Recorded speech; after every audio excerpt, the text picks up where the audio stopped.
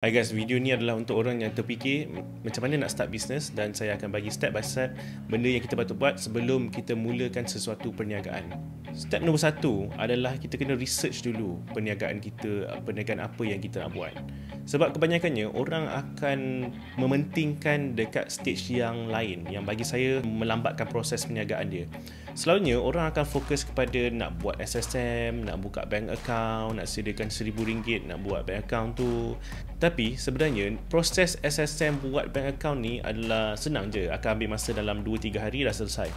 Tapi yang lebih penting adalah waktu conceptualizing idea tu, waktu kita nak fikir idea macam mana bisnes apa yang kita nak buat, macam mana kita nak buat duit daripada bisnes tu, dan boleh laku tak bisnes ni. First kita kena tanya adalah bisnes yang kita nak buat ni ada orang lain pernah buat tak?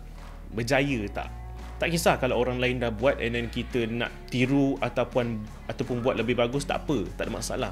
Tapi kita kena ikut daripada mistake orang lain. Kalau orang tu pernah buat dan lepas 2 tahun dia tutup bisnes dia, kita kena tahu kenapa. Macam contoh, dulu saya ada angan-angan lah, saya ada impian untuk buat satu app untuk mencari pemain bola sepak dekat Lembah Kelang ni. Soalnya dulu saya ada tim bola dan saya susah nak cari players. Setiap kali saya akan cari dekat Facebook dan kadang-kadang datang, kadang-kadang tak, tengok tak bagus, tak boleh main, kadang-kadang dia buat perangai dia sendiri. Jadi saya terfikir macam ada tak satu cara untuk cari players dan book padang. 2 benda tu je. Jadi saya terfikir nak buat satu app ni yang untuk menyenangkan semua orang buat tu. Dan saya cari siapa yang boleh buat app, saya buat research dan saya bercakap lah dengan satu pakar bisnes ni. Tapi saya terbuntu apabila dia tanya satu soalan yang saya tak boleh jawab. Dia kata, bagus tu Min, saya pun pernah terfikir, saya pun main bola juga. Tapi kita sampai dekat satu stage yang kita tak jadi nak buat adalah macam mana nak monetize app tu, macam mana kita nak dapat duit. Cukup ke daripada kita collect extra RM5 daripada satu players? Sebab nak bayar padang dah RM35, tambah lagi RM5 untuk setiap satu players, itu dah increase cost. Dan masalah kedua adalah bila kita nak set up, nak booking padang tu, sekarang punya ekosistem nak book padang tu, kita kena convince ramai-ramai pemilik padang ni untuk guna app kita. Tapi itulah, sebelum kita nak buat satu bisnes, kita kena fikir idea itu sehabis dulu. Senang kata, kita research, kita kena fikir macam mana nak buat duit, dan kita kena fikir boleh buat duit tak. Okey, nombor 2 adalah dalam bisnes mesti kena ada lead generation. Apa cara yang kita nak bagi tahu orang tentang bisnes kita? Kita nak bagi tahu semua orang tahu tentang bisnes kita. Dan macam mana kita nak dapat leads tu? Maksudnya semua bisnes lah, tak kisah bisnes apa. Macam mana kita nak dapat info orang-orang yang akan jadi pelanggan kita kalau bisnes ni bukan jenis yang terus beli. Kalau jenis yang terus beli, kalau boleh kena ada lead generation strategy.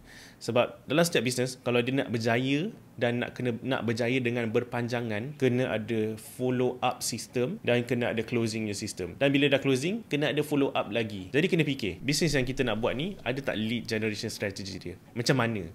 Bagi saya sekarang, saya tengok yang paling efektif adalah bina branding dulu sebelum ada apa-apa produk ataupun sebelum apa-apa bisnes. Dan example lah, yang paling senang lah, yang paling banyak korang tahu adalah Khairul Amin. Yang dia sebelum dia buat apa-apa bisnes lagi, sebelum dia introduce dekat kita sambal dia, bertahun-tahun rasanya, 2-3 tahun dia kongsi resipi masakan kan. Daripada situ orang dah start mula follow dia sebelum lagi, masa tu orang tengah fikir macam dia ni jual apa? Kenapa dia share resipi ni? Kita tak tahu lagi dia nak buat apa. Tapi lepas dah banyak orang follow dia, bila dia dah bina nama dia, dan senang, dia nak jual sambal sold out, dia jual dinding sold out, dia buat review kedai tu sold out. Bagi saya lead generation strategy yang saya selalu nampak dekat TikTok, dia buat apa ni, dia selalu share. Kat situ saya nampak dia tengah bina dia punya following dulu. Yang bagus adalah yang kita bina branding dulu, dapatkan following dulu. Dan balik kepada app bola sepak saya selalu tengok dekat TikTok ni ada satu orang, dia suka share amateur football punya clips tau, yang macam amateur, macam pakcik-pakcik, macam budak-budak yang umur 30 tahun yang main bola tapi tak berapa betul sangat, amateur lah. Dan dekat bio TikTok dia ada website dia, which is olok.my ataupun olok.com.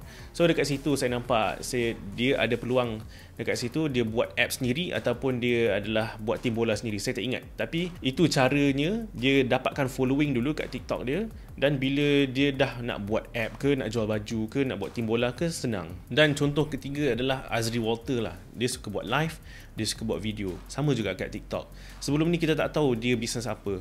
Rupa-rupanya dia ada banyak barbershop. Tapi dia banyak kongsi tentang pengalaman dia. Dulu dia main bola, tentang pengalaman bisnes dia, pengalaman hidup dia. Dia tak ada cakap terus tentang dia punya barbershop ke apa semua. Tapi lepas tu kita tahu, oh abang ni buat bisnes apa? Oh dia buat bisnes barbershop. Dia buat bisnes di universiti. Jadi bagi saya yang penting sekarang adalah kita kena bina branding dulu, bina following dulu, baru lepas tu sebelum kita nak buat bisnes, kita kena tahu macam mana bisnes kita akan bina following, macam mana bisnes kita akan dapat leads. Bisnes yang tak ada lead generation strategy memang susah. Sebab walaupun awal-awal mungkin dia akan dapat customer, tapi lepas tu macam mana? Next adalah bila kita dah dapat leads tu, tak semestinya kita close. Kita kena simpan leads tu selama-lamanya. Ada banyak tempat kita boleh simpan data pelanggan. Yang saya suka guna adalah MailChimp. Yang penting kena ada nama, nombor telefon dia dan dia beli apalah, ataupun dia tanya tentang apa. Tulis kat Excel sendiri ke, tulis kat kertas ke. Contoh ada pelanggan datang kedai, kita tulis nombor telefon dia, nama dia pun dah cukup dah. At least lepas tu kita ada produk baru ke, kita ada promotion, waktu tu kita boleh message dia sahaja. Step nombor 3, bila dah ada permintaan, inilah waktunya kita launch produk kita, launch servis kita. Tapi tips kat sini, kalau boleh, janganlah launch grand, besar-besaran, buka kedai besar-besaran, tapi kita tak tentu lagi orang akan datang. Kita tengok dulu permintaan dia berapa. Ambil pre-order dulu kalau boleh. Ataupun kalau buka kedai ke, buat something yang tak boleh ambil pre-order, buat dulu soft launch. Buat survey, tanya kawan-kawan, tanya orang-orang sekitar dekat tempat kita nak buka kedai ke apa kan. Akan datang tak kalau saya buat kedai jual roti canai? Akan datang ke? Macam tu. Kita dapatkan info tu dulu. Kalau boleh, sebelum buat apa-apa bisnes, guna modal yang rendah dulu. Ataupun kalau boleh, guna yang tak ada modal dulu. So contoh kalau kita nak buat launching satu produk dan kita buka pre-order, tapi tengok-tengok tak ada orang langsung pre-order, maksudnya kita dah tahu kat situ bila kita launch nanti tak ada orang akan beli. So lepas tu kalau contoh tak ada orang beli, kita dah launching besar-besaran ni, kita expect banyak orang akan beli, kita akan sold out dalam masa 2 minit, tapi tengok tak ada orang langsung beli, jangan hampa. Waktu tu lah kita kena tukar balik strategi. Waktu tu kita kena pergi balik kepada branding, kita kena buat marketing dari segi bagi orang tahu dulu. Maksudnya kita tak cukup lagi permintaan, tapi kita dah ada produk, kita dah beli, kita dah spend kan, tapi nak buat macam mana? Dah terlambat. So waktu ni lah kita kena belajar balik, kita kena buat marketing, kita kena fokus kepada satu marketing yang sesuai dengan produk yang kita, sesuai kepada perniagaan yang kita nak buat ni.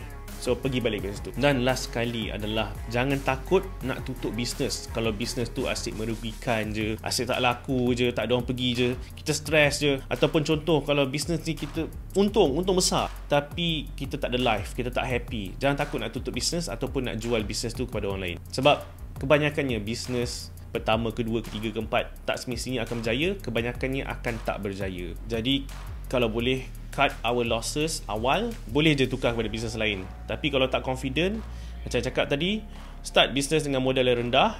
Kalau boleh, modal yang tak ada modal langsung lah. So akhir sekali, sebelum nak start bisnes, kita kena fokus pada benda yang penting dulu, which is research. Kebanyakan orang buat mistake, buat produk dulu. Kebanyakan orang buat mistake nak buat SSM dulu, nak buat bank account dulu, nak masukkan duit dalam bank account dulu, nak buat partnership, nak buat surat menyurat dulu. Semua tu lambat sikit tak apa. Yang penting kita kena buat research dulu. Benda ni akan laku ke tak? Kita kena dapatkan idea tu dulu. Kita kena validate idea tu dengan pakar. Kita kena buat research. Orang lain pernah tak buat bisnes ni? Berjaya, macam mana dia berjaya? Fail, macam mana dia fail? So kita kena belajar daripada situ dulu. Dan satu bisnes yang banyak orang dah berjaya adalah bisnes takaful. Kalau ada siapa yang berminat untuk start side income ataupun nak buat bisnes baru, boleh join saya dalam bisnes takaful. Dan untuk 2 orang saja, saya akan bawa pergi buka puasa dekat Sime Darby secara percuma. Dan masa tu korang boleh tanya saya sebanyak apa yang korang nak tanya tentang bisnes ni. Dan buka puasa tu adalah pada 27 Mac dekat Sime Darby. Tekan link dekat bawah, dekat description, dekat link tree saya dan message saya kalau nak pergi buka puasa. Ingat ada 2 tempat je. Ada 2 orang je boleh pergi. Jadi message sekarang cepat sebelum 27 Mac 2024. So itu je lah tips saya macam mana nak start business daripada awal kalau tak pernah ada business, kalau tak pernah ada pengalaman buat business. Dan thank you for watching. Tengok video saya yang latest dekat sini.